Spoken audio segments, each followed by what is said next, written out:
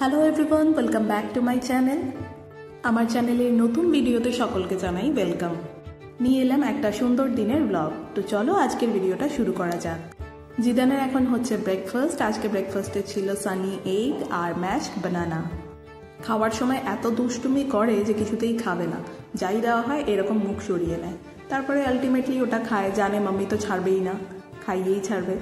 যতই নাটক করুক, খাওয়ানোটা এভাবেই চলতে থাকে, অনেকটা টাইম ধরে ওকে খাওয়াতে হয়। তারপরে আমি চলে গেলাম আমাদের ব্রেকফাস্ট বানাতে। আজকে আমাদের ব্রেকফাস্টে রয়েছে বেসন কা চিল্লা। এটা নর্থ ইন্ডিয়াতে একটা খুব ফেমাস খাবার, যেটা খুব হেলদি হয় আর খুব ঝটপট হয়ে যায়, প্যানকেকের মতনই, কিন্তু এটা বেসন দিয়ে করতে হয়। এর মধ্যে সমস্ত রকম সবজি, একটু কাঁচা লঙ্কা, একটু ধনেপাতা দিয়ে ভালো করে জল দিয়ে গুলে এটাকে ফ্রাই করতে হয়। খেতে যেরকম টেস্টি হয় সেরকমই হেলদি হয় আর ঝটপট হয়ে যায়, যে কারণে খুবই ভালো লাগে আর এটা অনেক উপকার শরীরের জন্যে। তো খাওয়া দাওয়া শেষ করে আমরা দুইজন চললাম একটু পার্কে খেলু খেলু করবে বলে। আজকে ব্রেকফাস্ট করার সময় জিদান অনেক মেস করেছিল, যে কারণে আমাকে ওকে স্নান করাতে হয়েছে। এত সকালে ওকে স্নান করাই না, একটু বেলা করেই করাই, কিন্তু আজকে তাড়াতাড়ি করিয়ে নিয়েছি। তো ভাবলাম ওকে নিচে এখন আর ছাড়বো না, ওকে আমার সাথেই রাখি। আর দেখো কি সুন্দর আমার সাথে দোলনায় দুলছে। ও দোলনায় দুলতে খুব পছন্দ করে। গোয়াতে একটা পাবে আমরা যেতাম, সেখানে ও অলওয়েজ আমার কোলে বসে বসে দোলনাটায় দুলতো, তো সেটাই হয়তো ওর মনে পড়ছে। বেশ অনেকক্ষণ আমরা দোলনায় দুললাম। তারপরে ওকে আমি আবারও রাইড চড়িয়েছিলাম। ও খুব একটা পছন্দ করছিল না তখন, ওর আর ভালো লাগছিল না, হালকা হালকা হয়তো খিদেও পেয়ে গেছিলো। তো আমি বললাম চলো বাড়ি যাই, গিয়ে লাঞ্চটা আমি করিয়ে দিই। কিন্তু লাঞ্চ করার আগে দেখলাম ঘড়িতে যে এখনও অনেকটা বেলা হয়নি, এখন বাজে সবে 12টা। তো এই সময়ে তো আর লাঞ্চ করাবো না, কারণ সমস্ত রুটিনটা তাহলে চেঞ্জ হয়ে যাবে। আমি কিছু জামা কাপড় ভেজানো ছিল সেগুলো কেচে নিলাম, ওকে একটা ফিড দিয়ে নিলাম 1 আউন্স দুধ দিয়ে। আর আমি দুপুরের খাবারটা ঝটপট বানিয়ে নিচ্ছি। আমার জন্য আলু ভাজা বানাচ্ছি। আমার ডাল করা হয়ে গেছে, ভাত করা হয়ে গেছে, শুধু গরম গরম আলু ভাজাটা আমি করে নেব। আর এখন জিদান সমস্ত বাটি ঘটি সমস্ত বের করে একা একা খেলাধুলা করছে, ততক্ষণ আমি রান্নাটাকে ঝটপট করে নিই।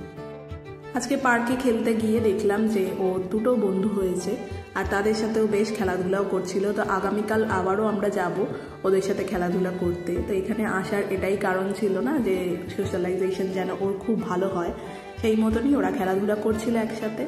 আর এখন আমার একটু খিদে পাচ্ছিল, গতকাল রাতের একটু ঘুমনি ছিল, সেটা নষ্ট হয়ে যাবে।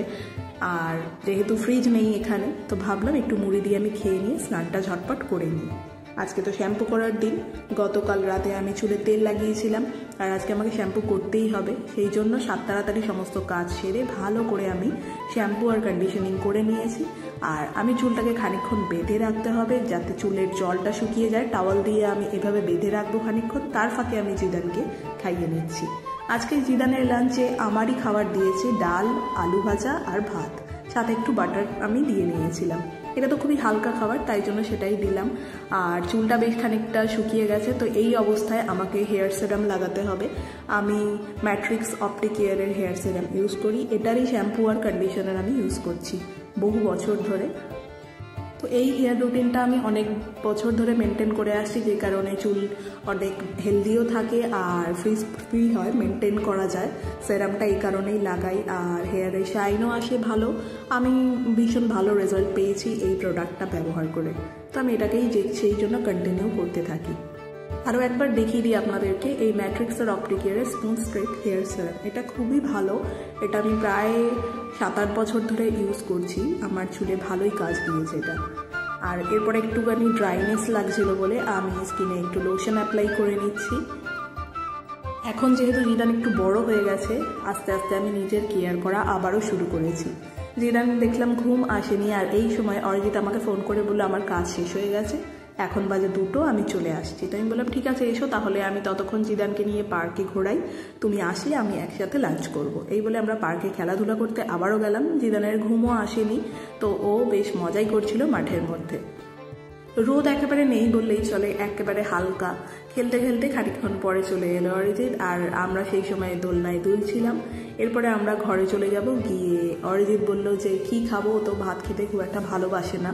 তো আমি বললাম ঠিক আছে, তোমার জন্য আমি গরম গরম লুচি বানিয়ে দিচ্ছি, তুমি আলু ভাজা দিয়ে খেয়ে নাও। আমি অনেকটা আলু ভাজা করেছি আজকে।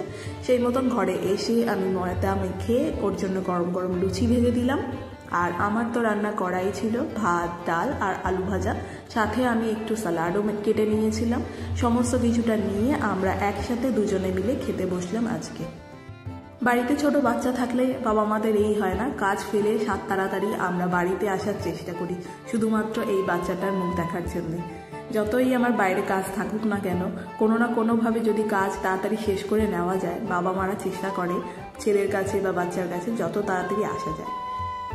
সব বাবা মাই চায় যে বাচ্চাকে আমি বেস্ট টাইমটা যেন দিতে পারি।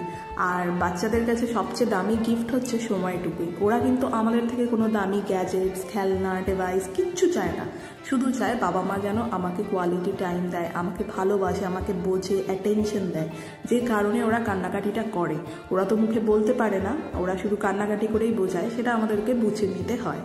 তাও সেরে বিছানায় যে শুয়েছি, জানলা দিয়ে দেখতে পাচ্ছি ওইদিকে গরু আর বাছুর যাচ্ছে, কি সুন্দর দেখতে লাগছিল দেখুন। তারপরে একটা ঘুম দিয়ে দিলাম টানা, প্রচণ্ড ঘুম পেয়ে গেছিলো। তো ঘুম থেকে ওঠার পরেই অরিজিৎ বললো যে জিদানের দুধ আনতে গিয়েছিল, তখন দেখলো সামনে এরকম পকোড়া ভাজছে আর চিলি ভাজি, আর এটা হচ্ছিল গিয়ে স্যান্ডউইচ পকোড়া বা কিছু একটা বলে, ব্রেড পকোড়া, সেটাকেও নিয়ে এসেছিলো। তো আমরা খাওয়া দাওয়া করলাম। জিদানেরও তারপরে ঘুম ভেঙে গেছিলো, ও একটা ডিপ ঘুম দিয়ে নিয়েছিল, কারণ খেলাধুলা করেছে মাঠে দুবার, ও একটু টায়ার্ডই ছিল। তো ঘুম থেকে ওঠার পরে ও একটুখানি রিল্যাক্স করার পর আমি ওর জন্য খাবার বানিয়ে নিলাম, আর আমাদের জন্য বসিয়ে দিলাম একটু গরম গরম দুধ চা। বেশ কয়েকদিন ধরে র চা খাচ্ছি, আজকে একটু মন করছিল আদা দিয়ে দুধ চা খাওয়ার, কারণ ঠান্ডা বেশ ভালোই আছে শিলিগুড়িতে, এখনও সেই ঠান্ডাটা কমেনি। এই অডিও স্পিকারে জিদান কার্টুন সং যেগুলো চলে সেগুলো শোনে, ও শুনতে খুব ভালোবাসে। এখন তো চলছে না, কিন্তু ও তাকিয়ে রয়েছে, ভাবছে কেন গানটা চলছে না এখন, অবাক হয়ে তাকিয়ে আছে, যেহেতু গান শুনতে ভীষণ ভালোবাসে। যাই হোক, বসিয়ে দিয়েছি দুধ চা। আমাদের খুব খেতে ইচ্ছা করছিল বেশ কয়েকদিন পর, কন্ট্রোল করার চেষ্টা করি, কারণ এই দুধ চা আমি চিনি ছাড়া আবার খেতে পারি না। অলওয়েজ চিনি ছাড়া খাই, কিন্তু দুধ চা বা কফিতে আমার চিনি যায়ই যায়। এরপরে জিদানেরও খাওয়া দাওয়া হয়ে গেল, আর ওকে ছেড়ে দিলাম আমি ডাইনিং রুমে নিয়ে এসে। এখন তো এই জায়গাটায় কিছুই রাখা নেই, একদম খালি খালি।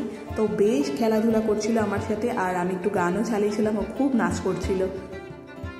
আর অরিজিতের এখন কল চলছে ভেতরে, তো বেডরুমের ডোরটা লক আছে, ও বারবার ওই লবিটা দিয়ে যাচ্ছে আর আসছে আমার কাছে ফিরে ফিরে। আমি ওকে নিয়ে যতই বলছি যে এই দিকটা এসে ওইদিকে যেও না, ওর ড্যাডিকেও চাই, ওর মাম্মিকেও চাই, ওর অ্যাট এ টাইম দুজনকেই লাগে, কখনো দুজনকে আমাদের সেপারেট দেখতে পারে না, সবসময় আমরা যেন একসাথে থাকি ওইটাই চায়। কিন্তু কাজ করতে গেলে ড্যাডিকে তো মাঝে মধ্যে আলাদা থাকতেই হবে, কিন্তু ওটা তো বাচ্চারা বুঝতে পারে না। এরপরে খুবই খেলাধুলা চলছিল।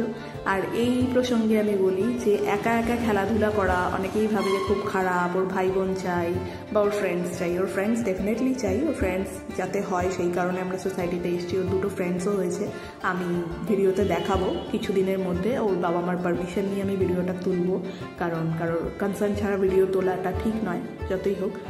তো সেই কারণে আমি ভিডিও তুলিনি। ওর বন্ধুবান্ধবও হয়েছে, কিন্তু বাড়িতে ও একা একা আমি কিছুক্ষণ ওকে খেলতে দিই, যে কোনো জিনিস নিয়ে ও খেলে। এবং কিছুদিন পর থেকেই আমি ওকে শুরু করে দেব যে সেলফ কিছু শেখা নিজের থেকে, যেগুলো আমি আর কি জানি, যেহেতু আমি একটা প্রি স্কুল টিচার। আমি জানি বাচ্চাকে কতটা সময় একা খেলতে দেওয়া উচিত বা একা ওকে ছেড়ে দেওয়া উচিত, ওর মতন করে ও কিছু ভাবনা চিন্তা করবে বা স্কেচ করবে বা হচ্ছে স্লাইম নিয়ে খেলবে, যে কোনো একটা স্কিল ও শিখবে একা একাই, কিন্তু আমাকে শুধু গাইড করে দিতে হবে। তো আমি অলওয়েজ সেটার জন্য ওয়েট করছি। 18 মান্থস অনওয়ার্ডস বাচ্চাদেরকে এই ধরনের অ্যাক্টিভিটি শুরু করাতে হয়।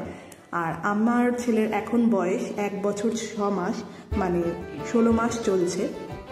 আর ঠিক 2 মাস পর থেকে আমি ওকে শেখাবো যে মোটর স্কিলসগুলো, কিন্তু এখন আমাকে ওকে শেখাতে হচ্ছে আউটডোর অ্যাক্টিভিটিগুলো, সোশ্যালাইজেশনগুলো। এই সমস্ত ছোট ছোট জিনিস আমি ভিডিওর মাধ্যমে আপনাদের সাথে শেয়ার করব।